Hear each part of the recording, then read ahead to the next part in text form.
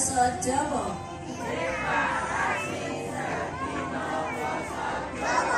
Ayo padha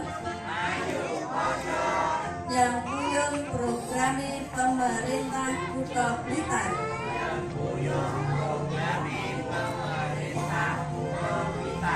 Ing TK Negeri Karangsari Siji.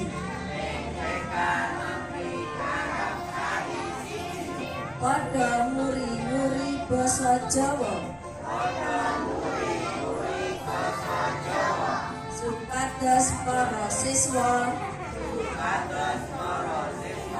sami ngertos lan nindakaken tata krama.